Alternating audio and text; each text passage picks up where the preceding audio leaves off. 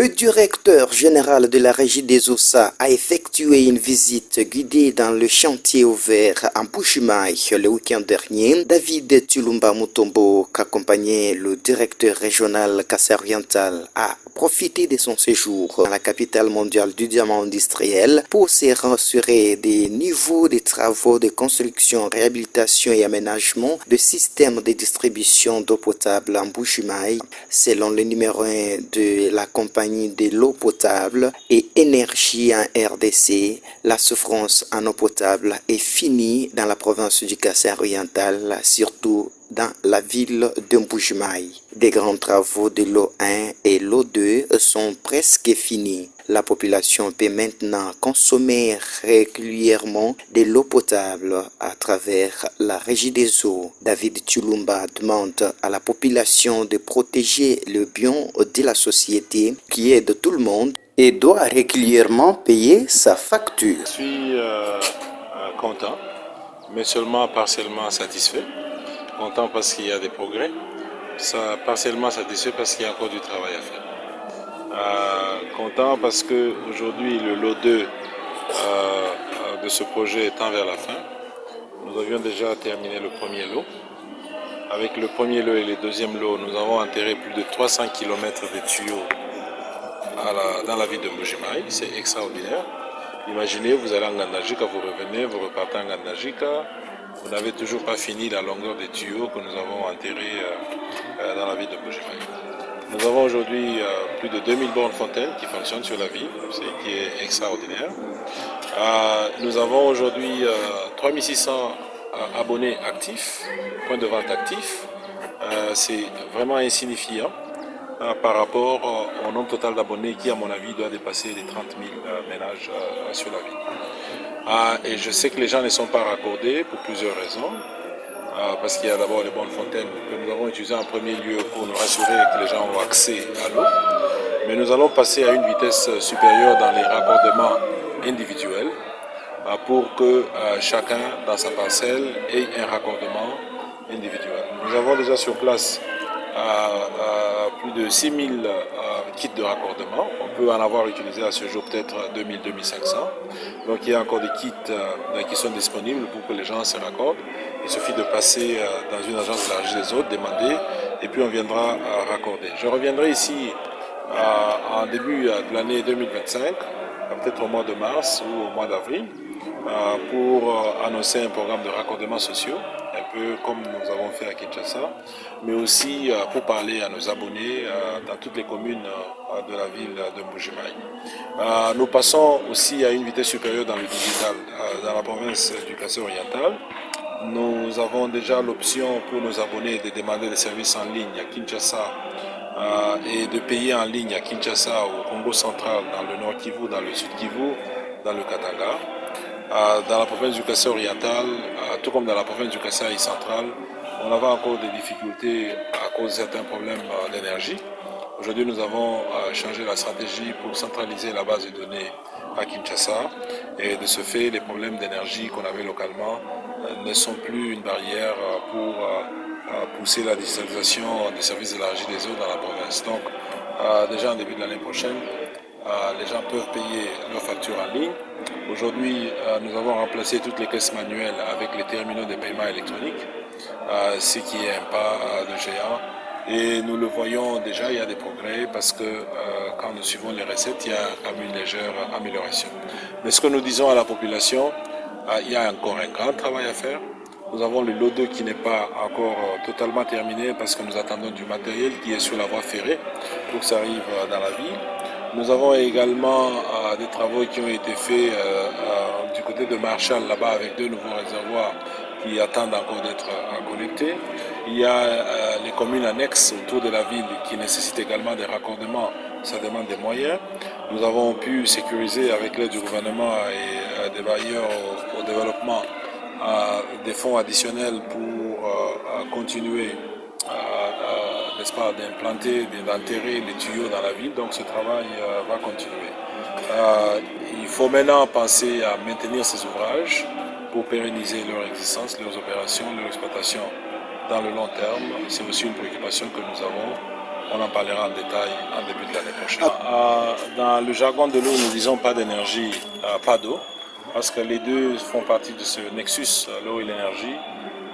Donc pas d'énergie, il n'y a pas d'eau. Et nous en avons beaucoup souffert ici, nous en avons beaucoup souffert dans l'espace Grand Kassai, nous en avons souffert dans le Bandundu, dans le Maniema, à l'Équateur et dans d'autres coins du pays où nous avons envoyé du gazoil régulièrement pour alimenter un groupe électrogène qui devrait ainsi fournir de l'électricité pour faire fonctionner nos machines.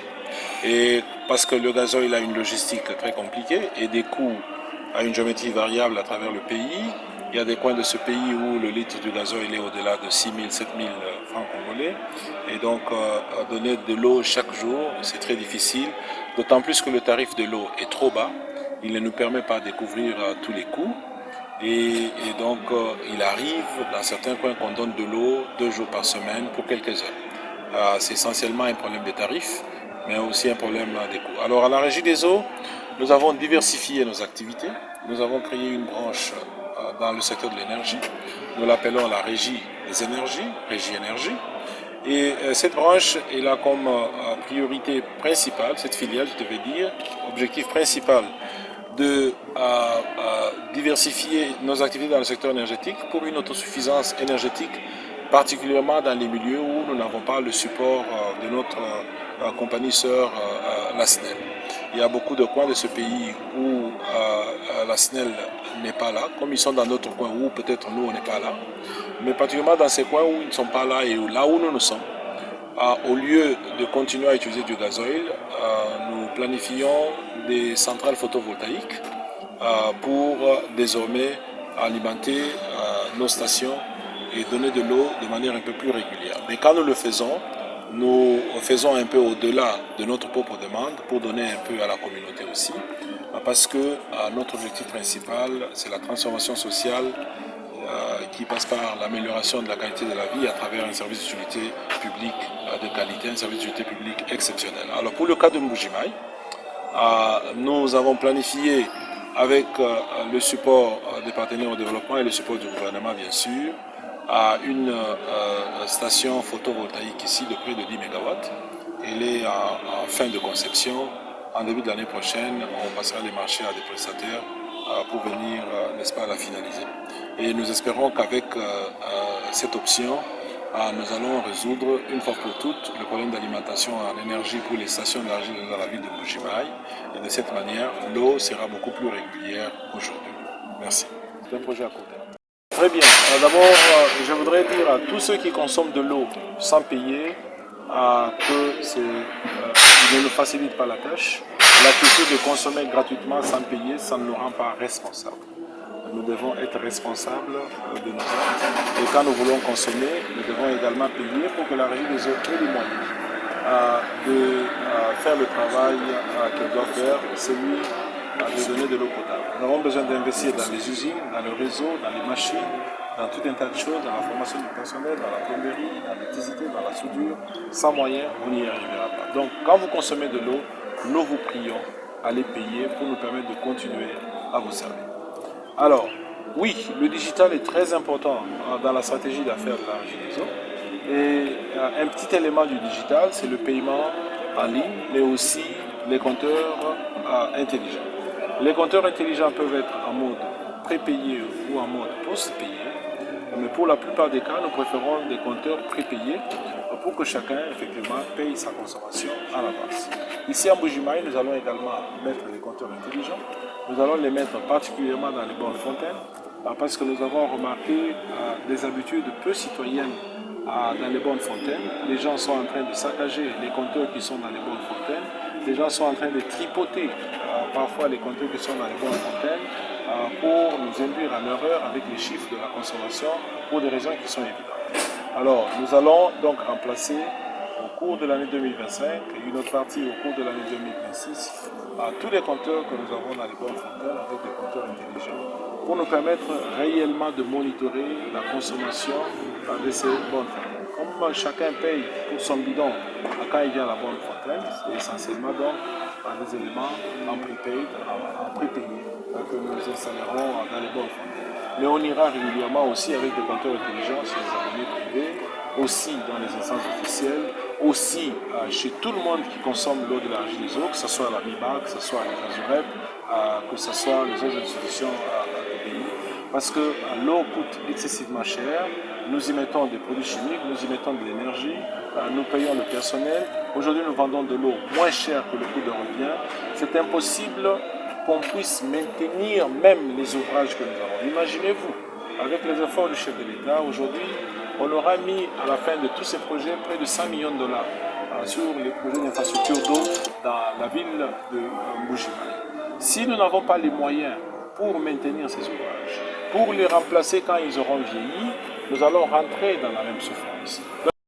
Rappelons que David Chilumba Mutombo était tour à tour à Bakwakapanga à Chilumba sur l'avenue de l'université et au niveau de Don Bosco pour se rassurer complètement de l'avancée significative des travaux effectués par les entreprises chinoises. Il était guidé par le directeur Didier Boudilelo du Kasaï oriental.